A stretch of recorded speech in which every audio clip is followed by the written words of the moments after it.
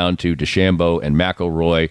Riveting theater. Great golf for McIlroy for a long time, making putts, and then the weight of it all was too much. And if not for those two missed putts, he's the champion, pretty much cut and dried. And also, if he makes the putt at 18, it's definitely a lot more pressure on DeChambeau to convert the up and down just to get into a playoff.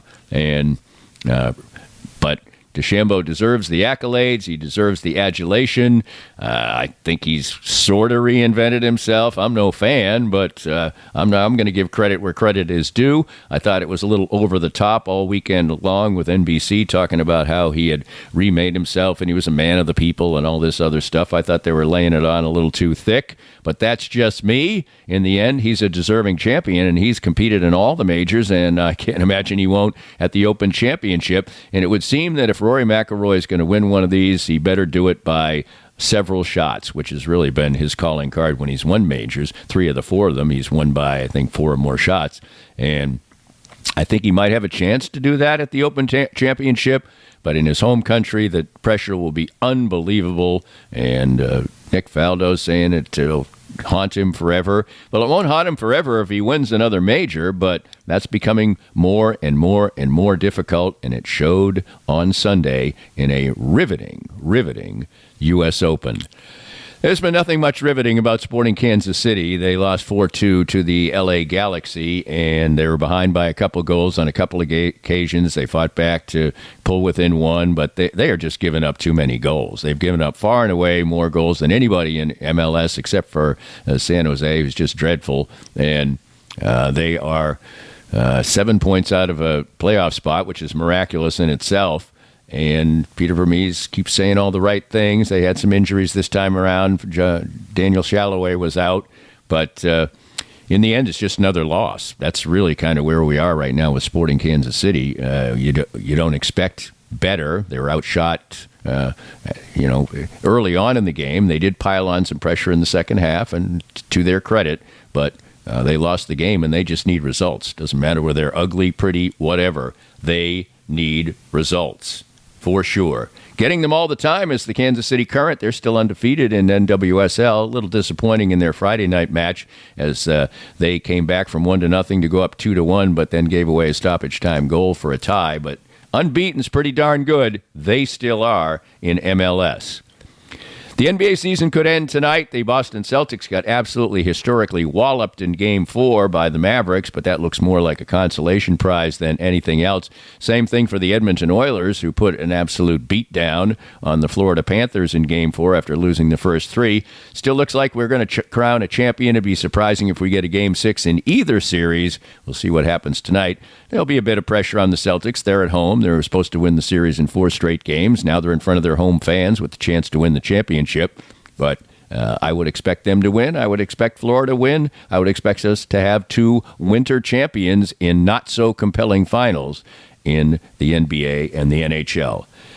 And we'll go out on mostly a good note. The Kansas City Chiefs are bearers of new rings, and they're gaudy, just like the championship rings always are. And they got those in a fun ceremony, and everybody had a good time. And, of course, off the field, the Chiefs continue to have silly things happen, or worse, like Isaiah Buggs, this practice squad player, got arrested again. You know, it's just for the life of me. I can't believe you have a practice squad player, and he keeps getting arrested, and he's still under contract to your team. That just doesn't make any sense to me. I don't really get it, but indeed, that still is the case. And so these off-the-field things have been far too much. You know, a lot of times people will say, well, everybody has their problems. Well, the Chiefs just have more. And it also seems like there's a little hubris and arrogance for them by saying, well, we'll just keep this guy around. He might be a useful player in the end. Doesn't matter if on the blotter on ESPN he keeps showing up that he gets arrested. The Chiefs don't seem to care. And there is every right to have hubris, because if they win games, nobody's going to care. And frankly, if Isaiah Buggs makes some contributions, nobody's going to care that he got arrested a couple times. That's unfortunate, maybe, but it is true. And the Chiefs get to smile, flash their rings, which you really can't wear anywhere. They're too big. You just wear them when you go to the Hall of Fame or something like that.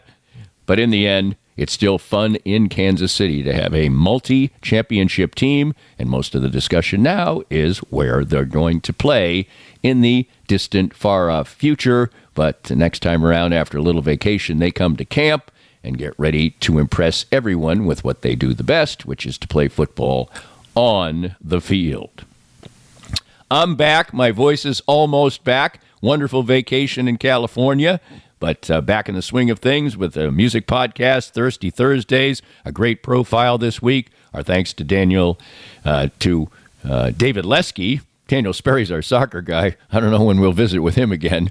Maybe Sporting will revive some things, or hopefully they won't make any other kind of news. Anyway, that'll do it for this Monday Musings. It's always presented by ASFCA. Thanks for listening. Feel free to get in touch at danny@dannyklingskiel.com about everything, and I'll be talking to you many times real soon.